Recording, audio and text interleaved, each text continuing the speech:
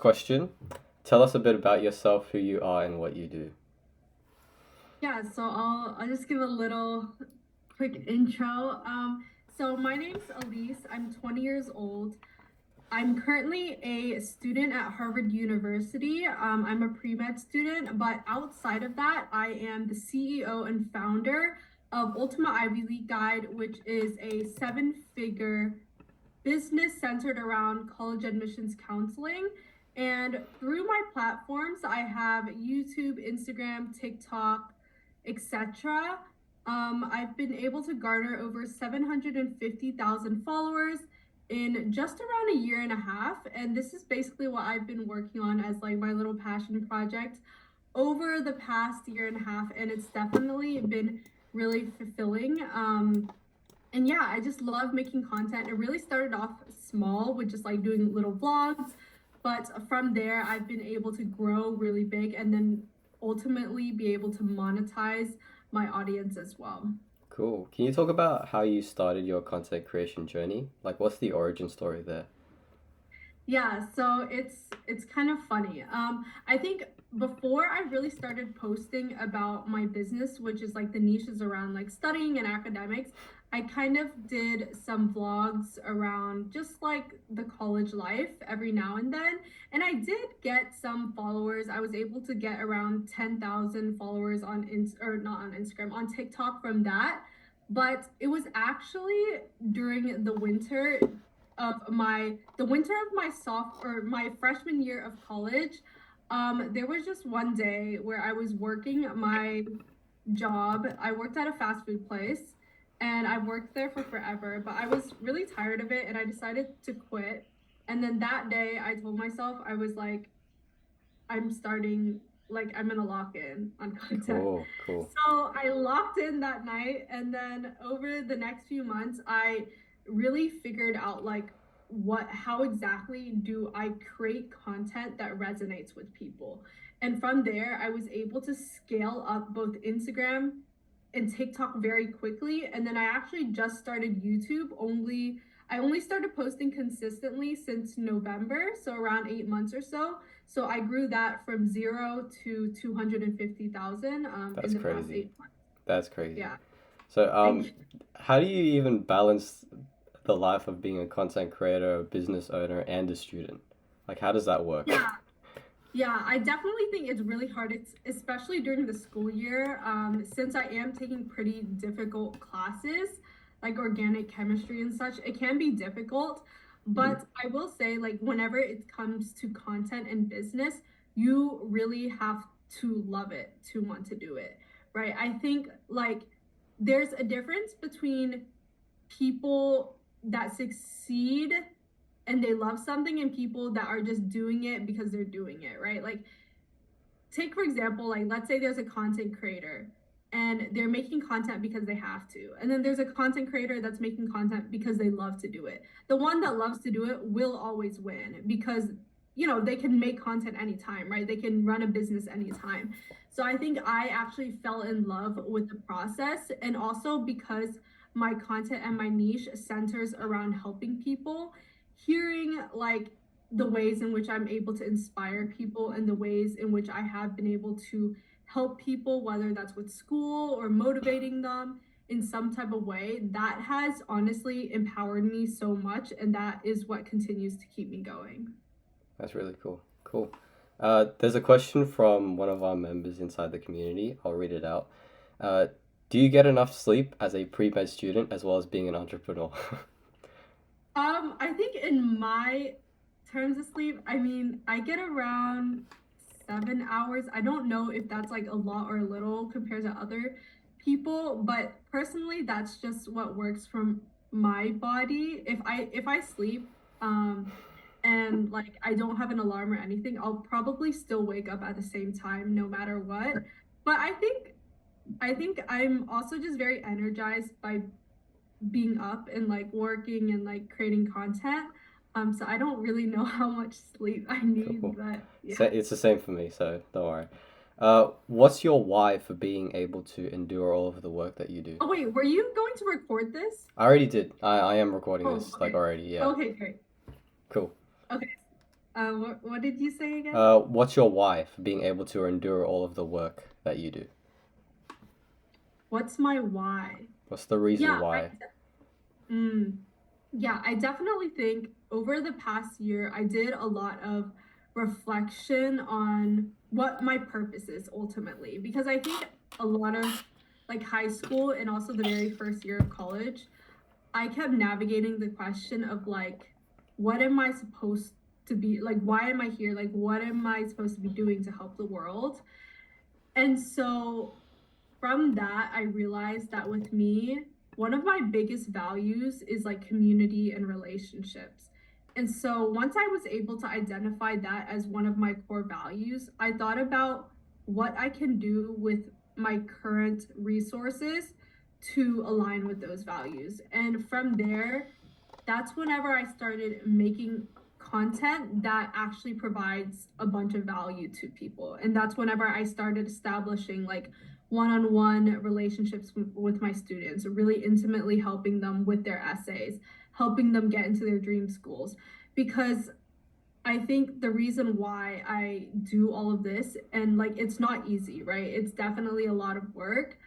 But what empowers me is being able to see that I am leaving my legacy through another student's success. Like in a way, like if I leave this world, right, like that student, because they were able to get into their dream school with the resources and help that I provided them, they will be able to make so much more impact than I will ever make with their passion and with their interest. And so being able to see that like my being able to see that I'm able to help a student in that way, that is definitely what keeps me going, and knowing that I am able to impact a lot of people like all across the world. Yeah. That's inspiring. Cool. How do you not get burnt out? Yeah, that's definitely a great question. I think I mean, it's not like I've never gotten burnt out before. I definitely will say that like there was probably two times during the school year where I got really burnt out with like trying to balance my classes and also the business. But I will say, like, whenever it comes to having discipline, you also have to have discipline on like knowing when to stop or say no. I think one of the key traits of successful people are the ability to really be selective with where you put your energy and knowing when to say no. So yeah, I have declined like various partnerships. I have declined a lot of monetary offers for things, but even with that like I decline these because I know that I can use my energy to put it into something that will actually, benefit me better in the long run or like energize me more. And so in that way, I'm actually very selective about where I put my energy. And I also work places in my schedule to make sure I have time to like go out with friends, um, have my own time. I think like especially being a person that kind of like especially during the summer now where I'm just like working full time, it's hard to know when to stop because I think a lot of the time like if you have that much free time, a lot of people will probably just try to maximize that time. But I think also like integrating non-negotiable things like, setting up a meal with a friend, telling them that I'm going to meet you here at this time. That also does take discipline in some way, but it's those times where I integrate those breaks that prevent me from really being burnt out. Okay, I Yeah. see. Is it also because of like your passion for everything that you do? Does that help with like, staying Yeah. motivated and staying driven? Yeah, definitely. I think like one thing that you really have to ask yourself is like, is what you're doing something that would get you up at 5 a.m. in the morning and make you excited?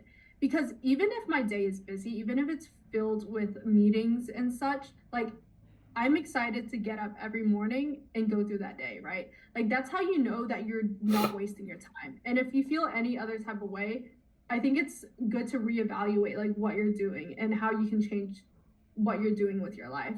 Because essentially like whatever work you're doing, whether that's creating content, whether that's like your job, it needs to be something that gets you up in the morning and it gets you excited, even if it's something that's super busy. I see. In terms of content, let's move into the content questions. What's the process like of creating your videos? How do you script? How do you come up with ideas? How do you film, etc.? Yeah, so there's a lot of thought that goes into my videos. First, I would say that you need to know your audience. So, like, I frequently go through my comments or I go through my DMs and I identify what the pain points are of students. Like, first, I already know who my audience is, which is like students, right? And then from there, I will, either post like polls, things on my stories, or just like look through my messages and figure out what are the pain points of students. And then from there, there's many aspects that go into creating a viral video. Whether it's short form, I'll give my tips on short form first, just because that's what I'm mainly known for is short form. Whenever it comes to going viral on short form, the first thing that you always have to think about is being able to identify with your audience. Because your platform grows whenever your audience feels like they can relate to you in some way. And so like I make my story very clear, right? Like I tell my students, yeah, I go to an Ivy League, yeah, I go to Harvard, but like I was not privileged in any type of way. I came from a first generation low income family with a single father. Like, I basically grew up by myself. Like borderline homeless at some point. So like I very much identify with my audience, and whenever you can identify with them and then like tell them like, but this is the solution, right? You identify with them, you identify what their problem is, and then you're like, this video will give you the solution to that. And that's what actually keeps them watching, right? Hmm. Because I think also like if you watch like Iman Godzi on like YouTube, you see that he does this a lot. Where like the first few seconds of his video, he assigns the viewer an identity. He's like, you're broke, you want to get to $1 million. I'm going to show you the exact steps on how to do it. So then it's like, okay, like whenever you watch that, right, you're like, okay, I'm broke. Like, oh, he's gonna tell me how to do it. Like, I should watch this. And then also creating some type of like credibility in some way is also pretty important to do too. So I do this. I'm like, oh yeah, I list my accolades. Like I'm a Harvard pre-med student. I don't know, whatever, entrepreneur, all these types of things. And then from there, that's actually how they're going to be like, okay, maybe I should listen to this person. And you'll see that top creators do this too. Like again, I'll take Amon's videos. He does this. He's like, you're broke, you want to be a millionaire. I was able to become a millionaire at 18 following these 10 steps. And now I'm going to tell you how. And so, like, that's one of the ways to go pretty much viral, long form and short form, is providing that type of like value. Um, Other things to think about for short form, I use like the 2 second rule, which is basically just like I think, I can share wait, my screen if you want and look at it, your videos. oh yeah, so my videos, you'll see what I do. I just posted. This one? Yeah, like you can click on that one. Sure. Out fancy internships or passion projects. Many students have the misconception that admission officers care more about the impressiveness of activities. But in reality, they're looking for a student's potential for future success, and this can be shown through initiating an impactful passion project using my 3-step. So, basically what I do is I follow a 2 second rule where I change the frame of the video at least every 2 seconds. Like I try to not keep a clip for more than 2 seconds, or else you'll lose people's attention. That's Other things I interesting. do, That's interesting yeah. because I usually people say 3 to 5 seconds, so I follow the 3 to 5 second rule. But for I you, mean, it's two honestly, seconds. like just ask yourself, right? Like whenever you're scrolling through TikTok, like if I go on a video and like they're showing me a blank wall for 5 seconds, like I'm gonna Yeah, scroll, yeah. like you really have to think about it. These I make two different types of videos. Like I make like those like quick talking ones, and then I make like, yeah, that's like a quick talking one. And then And these I make ones. those, yeah, which are, that's more like just like music style. But Yeah. again, like see where I'm like having that, I'm switching the frame really quickly, and I'm Yeah. providing value on the frames that switch really quickly. Yeah. And then that makes people like save the video, or that makes Okay. people like comment I or see. something like that. That's cool.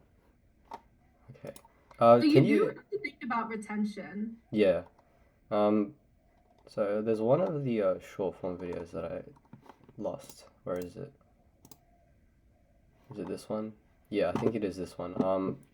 Let's just watch it for a second, and I'll ask you a question after.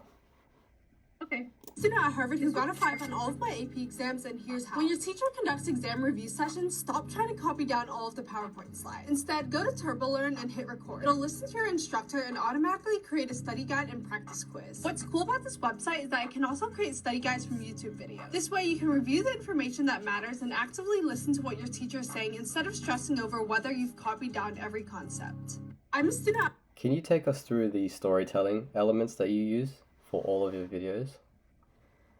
Yeah, so first, right, for that video, like, I'm establishing my credibility first. I'm a student at Harvard.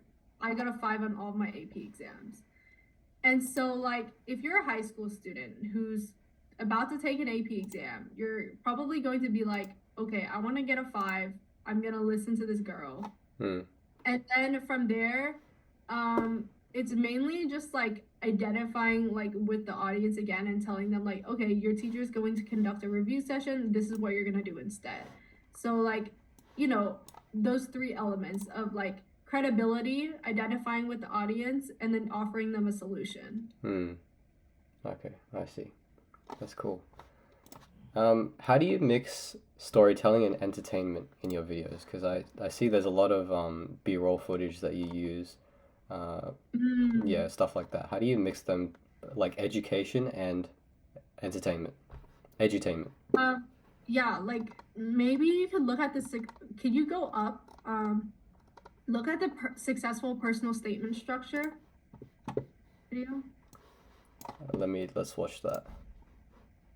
Personal statement structure that got my student into Stanford, NYU, and all of the UC schools with hundreds of thousands of dollars of scholarships. Last year, Minji came to me for help with her essays to make up for a low SAT score and lack of AP courses offered at her high school. Through working with me one-on-one, we first chose one core value and one core story for her to highlight. Then we crafted a compelling narrative using this exact structure. A depiction of her character before the event itself and its immediate consequences, how the event transformed her future direction, informed by her transformation. If you want to learn more about how to write your personal statement, comment essay and I'll DM you my full essay guide for free. Here's the Yeah, so if you see in that video, I had a storytelling effect, right? Where I'm telling the story of like my student who got into Stanford and all of these UC schools.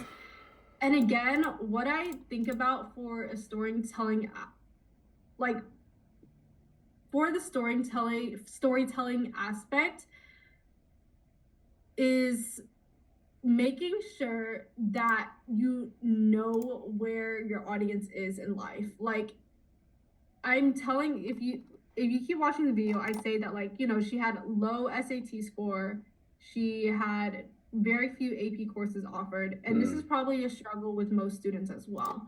And so making sure that I'm able to really pinpoint or like identify the audience in some way through the video is the part of the storytelling aspect, and then telling them like the transformation, like giving them some type of hope.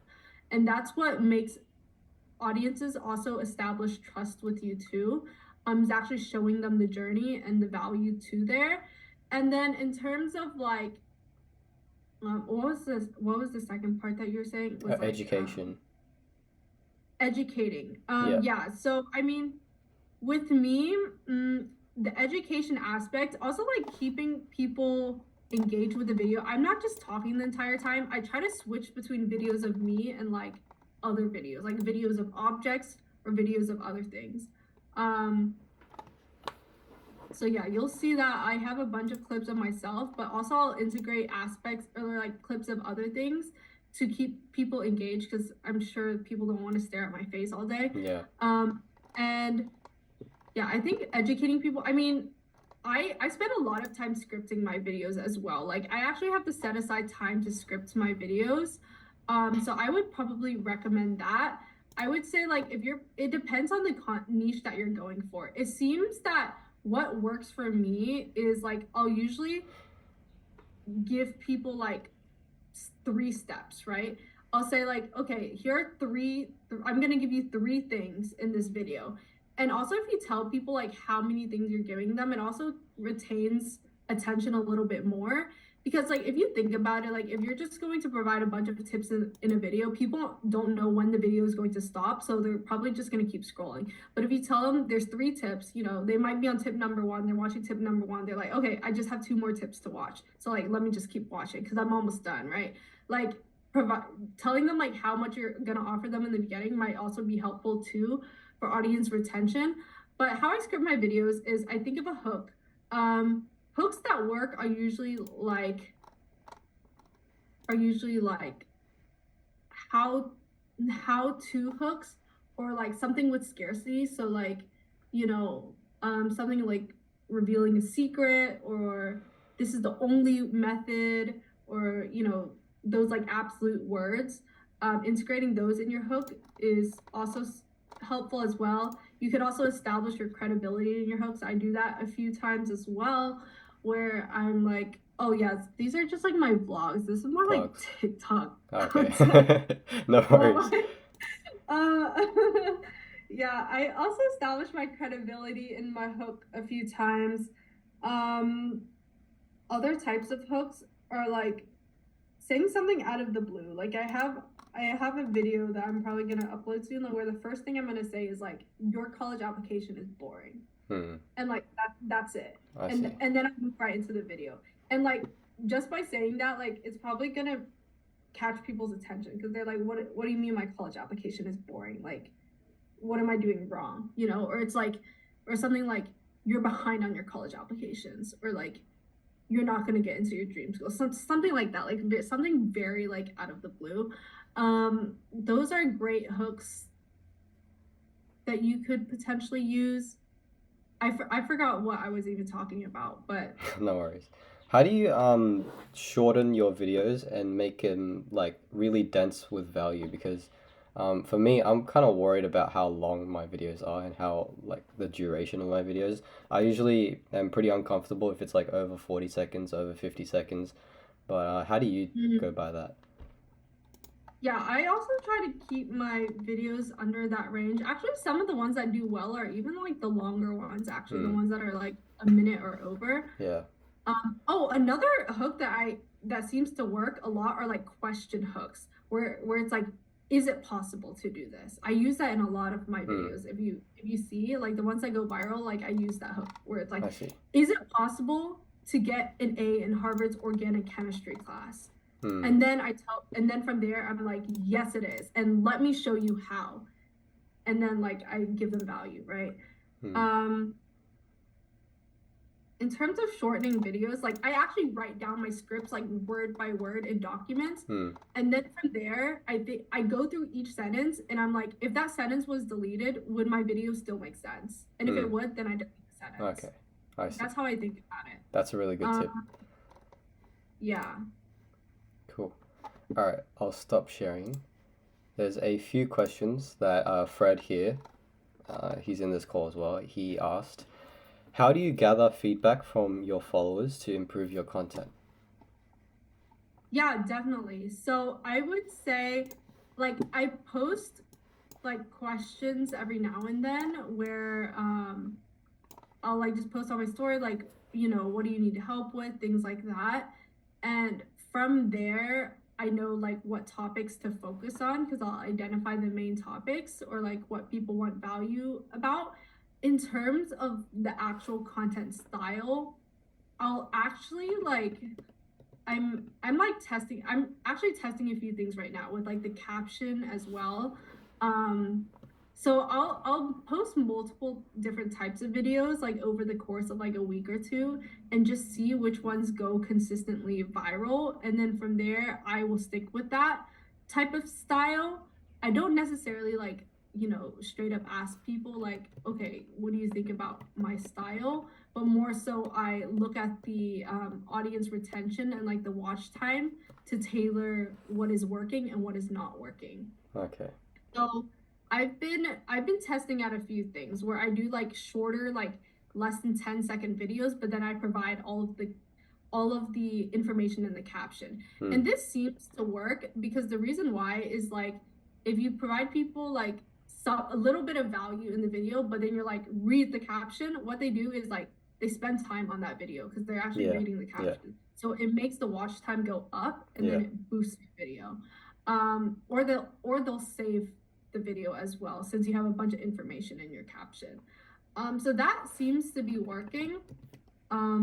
Yeah, I think that's like some tips I have with that. Cool. Victor has a question here in the chat. What were some resources that you used to learn all of these tips and tricks, like books, courses, channels, or other inspiration? Mm.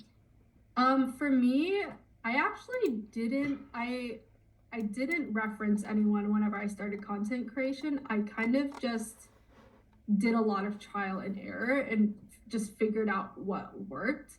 But I will say, having a network of creators is really important. And that's why, I mean, that's probably why you're in this community, the school community, to have that network of creators, because that's where you're going to learn from most people. My friend, you might know him, Mino Lee. Do you know I Mino? think, yeah, I do. Yeah, he's like really good at like knowing how to go viral. Like he's been able to build like 5 to 10 different accounts and make them all reach like hundreds of thousands of followers with just his content. So I'm friends with him and like just watching his videos, I'm able to understand a lot of his techniques and like what he does. Like he also follows the 2 second rule. He knows like what types of hook works. So like how to hooks or like identifying with the audience and then offering them the solution and then providing value, that also works. Yeah, those are like the main tips that I would say I learned from him. So you could probably find some of his TikToks. Mino Lee, shout out to him. Cool. But yeah, I think his tips have also helped me a lot with like understanding how to retain my audience. And another thing is also like building trust with your audience is actually like more important than anything if you're thinking about it long term. Like if you're actually trying to monetize in some way or make content creation into a job, you have to be able to establish trust with your audience. And so that means like providing a lot of value on the front end and like being really authentic and like not, telling them your story, things like that. Yeah, that trust aspect is pretty important, I would say. Cool. Thank you.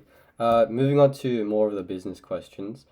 Talk about your journey as an entrepreneur and starting multiple businesses, because I know you started like multiple.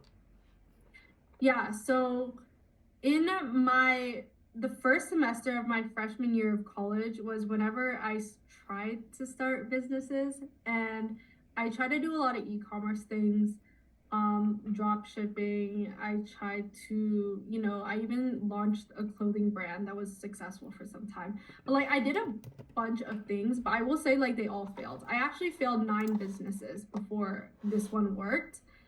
And whenever it comes to launching a successful business, you have to think about the question I usually like the question that I ask myself is what value can I offer to people that most people don't have? And that's what you make into a business.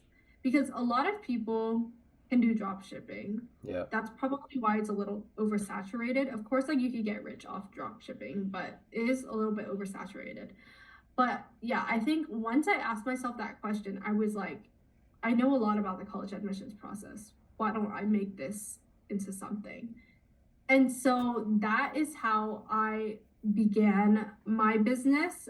And like I mentioned before, it was really just like I decided to quit my 9 to 5 job and then I wrote an ebook and then I just launched it online and provided a bunch of value to people. And then from there, just established that trust and I built my brand, or I built my personal brand alongside my business brand. Um, And then after a good like 6 months or so of doing that and building a following, then that was whenever people started demanding more services. They're like, okay, you know all this information. Why can't you just help revise my essays now or revise my applications? And I was like, you know what? That's a good idea. Let me do that. And so from there, that's really how I was able to go from like making a few thousand to like, 6 figures, 7 figures from there. I see. What is the biggest struggle that you've gone through in your journey so far? Mm. I think one thing that is important whenever it comes to scaling a business is having it's like I think I was always afraid to have a team because I was like, oh, I can manage this by myself and it will be fine. But I've come to learn after I hired a team that like having a team and like people who have skills that you don't is so important if you actually really want to grow. Because I mean, essentially, I can learn how to market, I can learn how to do sales calls, I can learn how to like edit content, strategize content, things like that. But once you like have other people on your team to provide a lot of information, like that's really how you go from making a couple $1,000s a month to like making multiple figures a month. Scale. Yeah.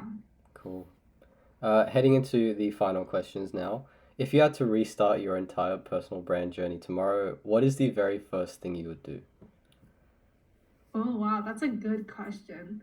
I think I wish I spent a lot more time brainstorming like what my goals are for my business because I think for me my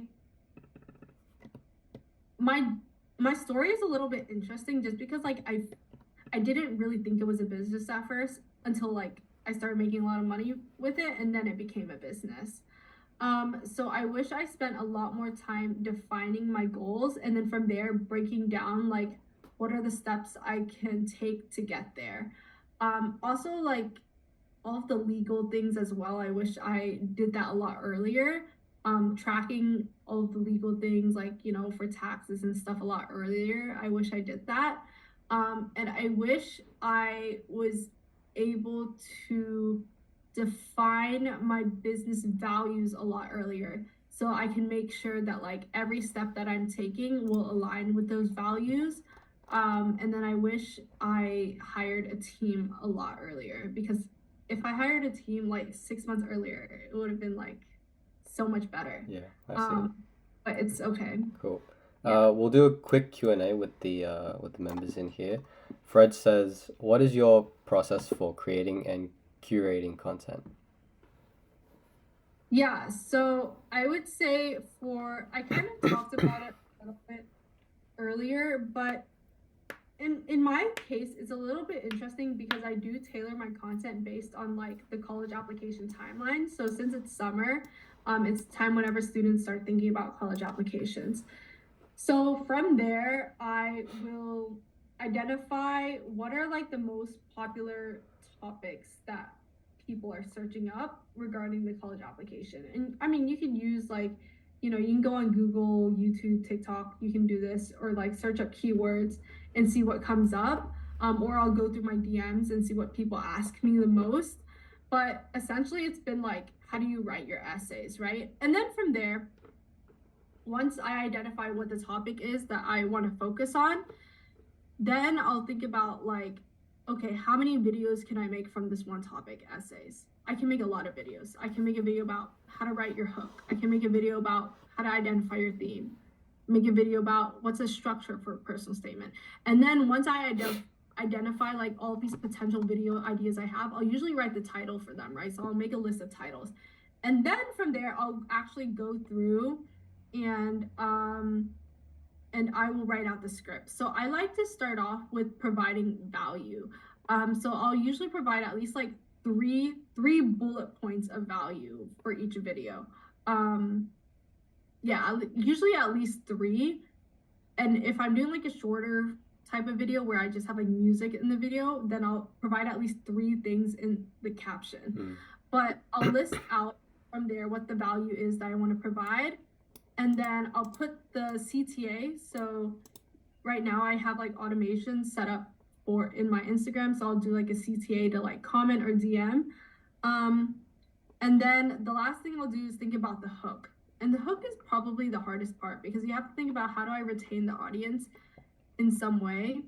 And this is mainly just trial and error. So I'll do usually my hooks or like my introduction are at least like 2 lines where I'll either like say like this is how you do something, and then I'll say like this is a common misconception people have, but I'm going to provide you what the actual truth is. Or I'll do something along the lines of like identifying with my audience, establishing my credibility and saying like I'm going to give you the solution right now. Or you can put some type of scarcity in some way, right? So I'll do something like if you're a rising senior, you only have 6 weeks left until college applications open, and like I'll make them like really stressed in some way. Unfortunately, I'll do something along the lines of like, um, if you're watching this right now, like it's already too late. This is what you're gonna do, and I'm going to give you the solution. So like something along the I lines of see. that. Victor says, what was the first position you hired for? And in hindsight, was it the best first hire for your business? Yeah, the first position I hired for was mainly just a marketing manager, and now he is my business partner. So definitely it was the best first hire for my business because through working together, like I knew that I needed someone to help me market, but I didn't know how to do it, and I kept just trying to learn it myself until I was like, whatever, I'm just going to hire someone to do it. So I hired him, and he's been my business partner working full time. And through working together, we were able to scale. In February, we were at $14,000 for the month, and then February, March, April was like 80,000. So like it's very quick. Like we were able to scale very quickly, and it definitely was the best first hire. So yeah, definitely hire people that you don't have the skills for. Like you All don't right. have the skills yourself. Cool. Thank you. Final question. Do you have, hold on. Is there a, okay, never mind. Do you have anything to plug or promote? Feel free to tell everyone what you're up to. Oh yeah. Okay, follow the Instagram at Ultimate Ivy League Guide. We just hit 300,000 followers. Congrats. Follow the YouTube. It's Elise. The name is Elise Pham. The username is Ultimate Ivy League Guide. We're at around 254,000. I have 2 TikToks. So I have Ellie Pham 2, which is ELIPHAM 2, and then I also have Ultimate Ivy League Guide. So yeah, just follow those. Those are my main platforms. Thank you, Elise, for this interview. It's been great. Lots of value for everyone, and yeah, I appreciate it. Yes, of course. Thanks for having me on. Bye. Take care, guys. Bye.